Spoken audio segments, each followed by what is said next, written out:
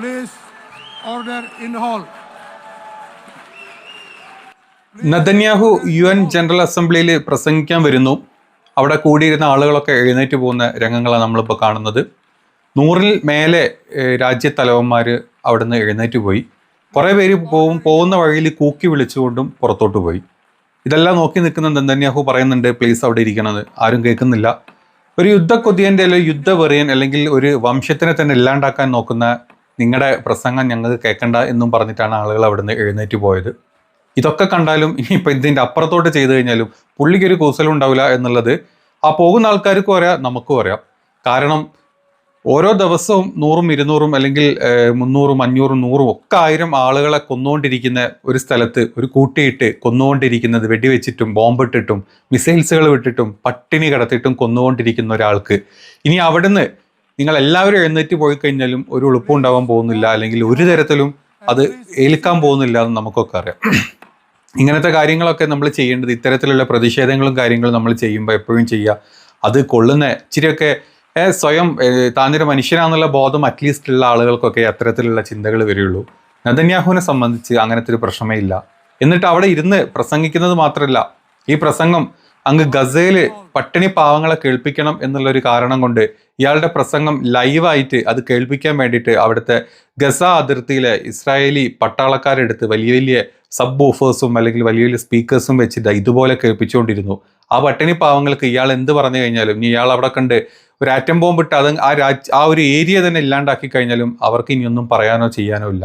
നിങ്ങൾ ദിവസം കൊന്നുകൊണ്ടിരിക്കുക, അത് ഇനി എന്താണെങ്കിലും വേണ്ട, നിങ്ങൾ നെഞ്ഞത്തോട്ട് വെച്ച വെടിയെന്നും പറഞ്ഞ് മുമ്പിൽ ഇങ്ങനെ നിൽക്കുന്ന ആളുകൾക്ക് ഇയാളുടെ പ്രസംഗം എന്താ, ഒന്നുമല്ല.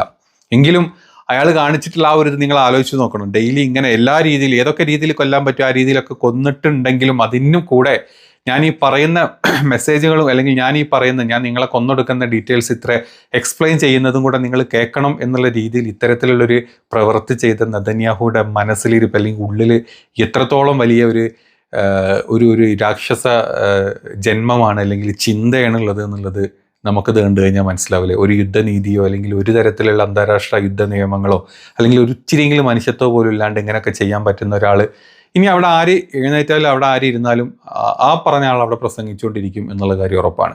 അതുമാത്രമല്ല, ഈ പുറത്തോട്ട് ഇറങ്ങിപ്പോയ ആളുകൾ മാത്രമല്ല, പുറത്ത് ഈ കൺവെൻഷൻ സെൻറ്ററിൻ്റെ പുറത്ത് ഈ പറഞ്ഞ ലോക നേതാക്കളും അവരുടെ കൂടെ തന്നെ നെതന്യാഹുയുടെ ഇസ്രായേലി തടവിലാക്കപ്പെട്ട ആളുകളുടെ കുടുംബവും ബന്ധുക്കാരും എല്ലാവരും ഇയാൾക്കെതിരെ അവിടെ ഇരുന്ന് മുദ്രാവാക്യം വിളിച്ചുകൊണ്ടിരിക്കുകയായിരുന്നു. അല്ലെങ്കിൽ ഇയാൾക്കെതിരെ രൂക്ഷമായിട്ടുള്ള പരാമർശങ്ങൾ ഈ കൺവെൻഷൻ സെൻറ്ററിൻ്റെ പുറത്തും ആയിരങ്ങൾ തടിച്ചുകൂടി നടന്നുകൊണ്ടിരുന്നു.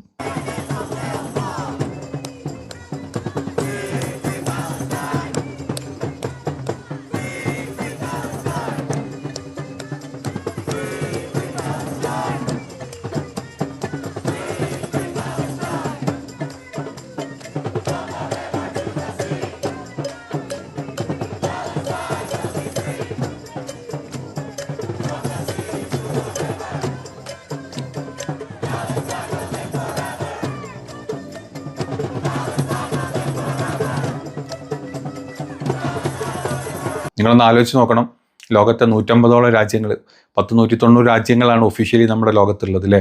അതിൽ പല രാജ്യങ്ങൾക്കും പ്രത്യേകിച്ച് ഒരു പവറൊന്നും ഇല്ലാത്ത ചെറിയ ചെറിയ കുറേ രാജ്യങ്ങൾ, അതല്ലാണ്ട് 150 രാജ്യങ്ങൾ, സ്ട്രോങ് ആയിട്ടുള്ള രാജ്യങ്ങൾ UN എന്താ പറയുക വോട്ട് ചെയ്തു ഇസ്രായേലിനെതിരെ, അല്ലെങ്കിൽ പലസ്തീൻ്റെ യുദ്ധം നിർത്തി അത് രാജ്യമാക്കണമെന്ന് വോട്ട് ചെയ്തിട്ടും അതല്ലാണ്ട് ഇയാളുടെ നാട്ടിൽ തന്നെ ഇയാൾക്കെതിരെ ഇത്രത്തോളം പ്രശ്നങ്ങൾ ഉണ്ടായിട്ടും ഏത് നേരവും യുദ്ധം തീർന്നു കഴിഞ്ഞാൽ വിചാരണയ്ക്ക് വരേണ്ടി വരും എന്നുള്ള പൂർണ്ണ ഉറപ്പുള്ളത് കൊണ്ടും അങ്ങനെ ഒരു വിചാരണ നേരിട്ട് കഴിഞ്ഞാൽ പിന്നെ അയാൾ അവിടെ പ്രധാനമന്ത്രിയായി തുടരില്ല എന്നുള്ള ഉറപ്പുള്ളത് കൊണ്ടും ഇത്രയൊക്കെ ഉണ്ടായിട്ടും ഇയാൾ കാണിച്ചുകൊണ്ടിരിക്കുന്നത് എന്താണെന്നുള്ളത് കണക്ട് ചെയ്ത് നമുക്ക് കോറിലേറ്റ് ചെയ്ത് കഴിഞ്ഞാൽ മനസ്സിലാവും. ഇത്രയും ആളുകൾ UN പുറത്ത് നിന്നിട്ട് ഇയാൾക്കെതിരെ മുദ്രാവാക്യം വിളിക്കുക, ഇയാൾക്ക് ചീത്ത പറഞ്ഞിട്ട് ഇയാൾക്കെതിരെ എന്തൊക്കെ പറയാൻ പറ്റും അതെല്ലാം പറഞ്ഞ് അവരുടേതായിട്ടുള്ള ഉള്ളിലുള്ള അമർഷം തീർത്തുകൊണ്ടിരിക്കുകയാണ്. എന്തൊക്കെ പറഞ്ഞാലും അയാൾ കേൾക്കില്ല. പിന്നെ അയാൾക്ക് ഇനി ഒരു നെക്സ്റ്റ് ലെവലിലോട്ട് ഒരു ഇഷ്യൂ വന്നു കഴിഞ്ഞാൽ താങ്ങാൻ അമേരിക്കയും കൂടെ ഉള്ളിടത്തോളം കാലം ഈ യുദ്ധം ഇങ്ങനെ തന്നെ മുന്നോട്ട് പോകുന്നുള്ളൂ. നമുക്ക് മറ്റൊരു കാര്യം അറിയാവുന്നത്, ഇന്ന് ഈ നെതന്യാഹു അമേരിക്കയിലോട്ട് പോകുമ്പം തന്നെ ICC ഇന്റർനാഷണൽ ക്രിമിനൽ കോർട്ടിൻ്റെ പല രാജ്യങ്ങളിലും ഇയാളെ ഇയാൾ അതിലൂടെ ക്രോസ് ചെയ്യുക അല്ലെങ്കിൽ അവിടെ ഇറങ്ങുകയും ചെയ്ത് കഴിഞ്ഞാൽ സ്പോട്ടിൽ അറസ്റ്റ് ചെയ്യാനുള്ള അറസ്റ്റ് വാറണ്ട് ഉള്ളത് കൊണ്ട് തന്നെ 600ഓളം കിലോമീറ്റർ ചുറ്റിയിട്ടാണ് ന്യൂയോർക്കിലോട്ട് ഇസ്രായേലി പ്രധാനമന്ത്രി പോയിട്ടുള്ളത് എന്നുള്ള വാർത്ത നമ്മൾ കണ്ടു. അപ്പം ആൾക്ക് പേടിയുണ്ട്, പേടിക്കണം. ഇൻ കേസ് പോകുന്ന വഴിയിൽ എന്തെങ്കിലും ഒരു കാരണം കൊണ്ട് എവിടെയെങ്കിലും ലാൻഡ് ചെയ്യേണ്ടി വന്ന സ്പോട്ടിൽ അറസ്റ്റാണ് എന്നുള്ളത് വ്യക്തമായിട്ട് നെതന്യാഹുവിന് അറിയാം. അവിടെ നെതന്യാഹുവിൻ്റെ പേടി നമ്മളെല്ലാവരും കാണുകയും ചെയ്തിട്ടുണ്ട്. ഇതാണ് ഇന്ന് UN നടന്നിട്ടുള്ള കാര്യം. ഇനി അതുമാത്രമല്ല, ഇന്നലെയും മെനിയന്നും ഇന്നുമായിട്ട് UN വന്നിട്ട് സംസാരിച്ചിട്ടുള്ള 99% രാഷ്ട്രത്തലവന്മാരും രൂക്ഷമായിട്ട് ഇസ്രായേലിനെതിരെ സംസാരിക്കേണ്ടായിട്ടുള്ളത്. അത് ഒരു വഴിക്ക് നടക്കുന്നു. ഈവൻ ഇന്ത്യ പോലും ഇസ്രായേലിനെ എതിരെ സംസാരിച്ചിട്ടില്ലെങ്കിലും പലസ്തീനെ സപ്പോർട്ട് ചെയ്ത രീതി തന്നെയാണ് ഇന്ത്യയുടെ സമീപനവും എന്നുള്ളത് നമ്മൾ കണ്ടു. സംഘികളതല്ല, സംഘികൾ വേറെ. അത് ഈ പറഞ്ഞ നെതന്യാഹുവിൻ്റെ കൂടെ കൊടുത്താൻ പറ്റിയ ഒരു വംശമായതുകൊണ്ട് അവർ മാറ്റി നിർത്തിയേക്ക്. ഞാനിപ്പോൾ ഇന്ത്യയുടെ വിദേശകാര്യ നയം എന്താണെന്നാണ് ഞാനിപ്പം പറഞ്ഞത്. ഇത്രയും കാര്യങ്ങളാണ് ഇന്ന് നടന്നത്. ഇതേ സമയത്ത് നമ്മൾ ചിന്തിക്കേണ്ട മറ്റ് ചില കാര്യങ്ങളും കൂടെ ഇന്ന് ഉണ്ടായിട്ടുണ്ട്. നെതന്യാഹു ഒഴിഞ്ഞിട്ട കസാരകൾക്ക് മുമ്പിൽ പ്രസംഗിച്ചു എന്നുള്ളത് മാത്രമല്ല, ഇന്ന് സ്പെയിൻ ഇസ്രായേലുമായിട്ടുള്ള 3 ആണവ കരാറുകൾ ഇന്നത്തോടു കൂടി അവർ, ആണവ കരാറുകളല്ല, വെപ്പൺസിൻ്റെ കരാറ്, ആയുധ കരാറുകൾ, അതിൽ 3 കരാറുകളോളം ഇന്നത്തോടു കൂടി സ്പെയിൻ നിർത്തലാക്കുക ചെയ്തത്.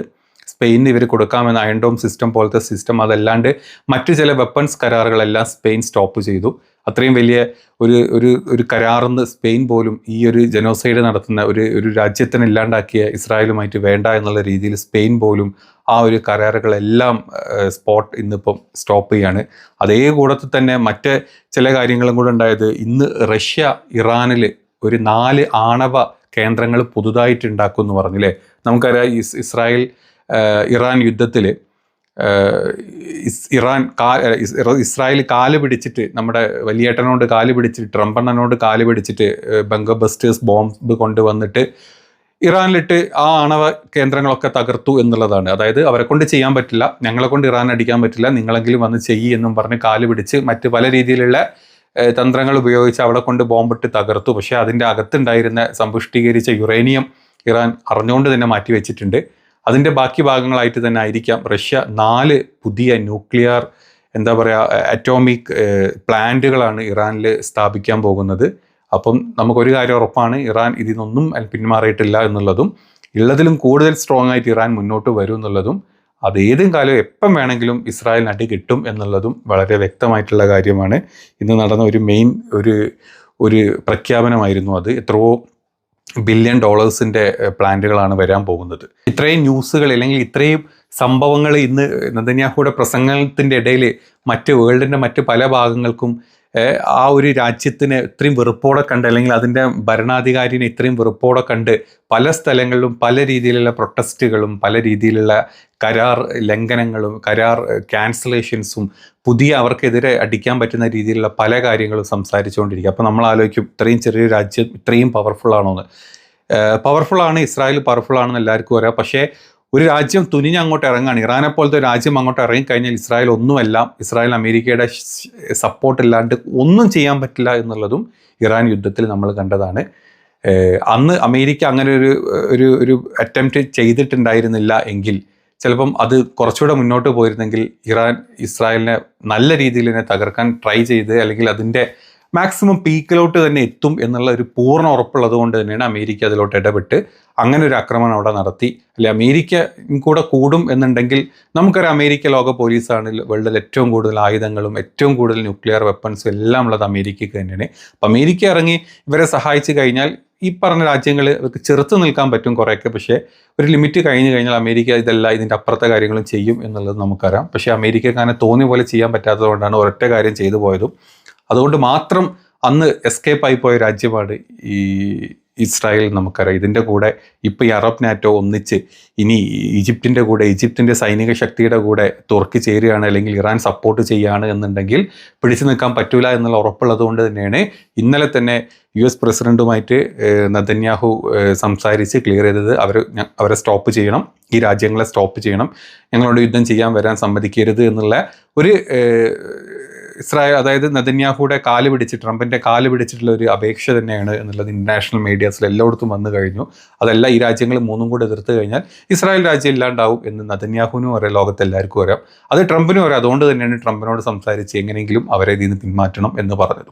ഇത്രയും കാര്യങ്ങളൊക്കെ ഇന്ന് നടന്നു, ഇന്നലെയൊക്കെ ആയിട്ട് നടന്നു.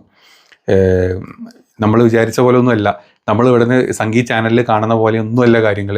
മറ്റു പലതരത്തിലുള്ള ഡിസ്കഷൻസും കാര്യങ്ങളും ഈ ഒരു UN ജനറൽ അസംബ്ലിയുടെ ഭാഗമായിട്ട് അല്ലെങ്കിൽ അതിൻ്റെ പിന്നാമ്പുറത്ത് നടന്നുകൊണ്ടിരിക്കുന്നുണ്ട്. പല രാജ്യങ്ങളുടെ ഡിസ്കഷൻസും കാര്യങ്ങളും. ഇന്നിപ്പം പാകിസ്ഥാൻ പ്രധാനമന്ത്രി വന്ന് UN പറഞ്ഞ് നിങ്ങൾ കേട്ട് കാണും.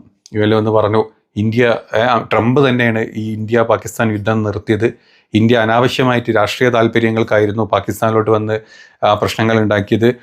ഇന്ത്യയുടെ 7 വിമാനങ്ങൾ പാകിസ്ഥാൻ തകർത്തിട്ടു എന്നൊക്കെയാണ് ഇന്ന് പാകിസ്ഥാൻ പ്രധാനമന്ത്രി UN പോയി സംസാരിച്ചത്. നമുക്കറിയാം, അത്ര സംസാരിച്ചിട്ടും അവിടെ അത്രയും ഡിസ്കഷൻസും അത്രയും ഇന്ത്യക്കെതിരെ സംസാരിച്ചിട്ടും നമ്മുടെ നാട്ടിൽ നിന്ന് ഫസ്റ്റ് ഓഫ് ഓൾ നമ്മുടെ പ്രധാനമന്ത്രി പോയിട്ടില്ല. പോയി കഴിഞ്ഞാൽ ബബ്ബ അടിക്കുക എന്നല്ലാണ്ട് ഇങ്ങനത്തെ കാര്യങ്ങൾ സംസാരിക്കാൻ അറിയില്ല.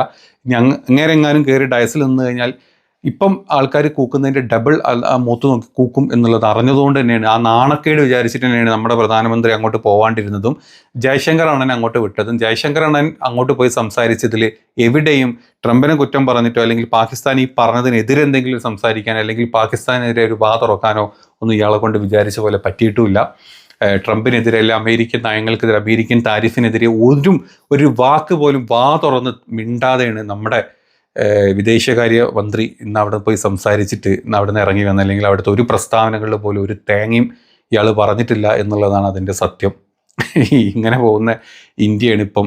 ഇന്ത്യ നയതന്ത്രങ്ങൾ ഇത്രയും മൂക്കുകുത്തി അങ്ങ് താഴെ എത്തി എല്ലാം കൈ നഷ്ടപ്പെട്ടിരിക്കുന്ന ഇന്ത്യയാണ് നമ്മളിപ്പോൾ കണ്ടുകൊണ്ടിരിക്കുന്നത്. ലോക രാജ്യങ്ങൾക്ക് മുമ്പിലും നമ്മുടെ പൗരന്മാർക്ക് മുമ്പിലും നമ്മൾ കണ്ടുകൊണ്ടിരിക്കുന്ന ലോകത്തെ ഏറ്റവും തളർന്ന, നയതന്ത്രങ്ങളിൽ ഏറ്റവും തളർന്നിരിക്കുന്ന ഇന്ത്യയുടെ അവസ്ഥ, മുഖമാണ് നമ്മളിപ്പം കണ്ടുകൊണ്ടിരിക്കുന്നത്.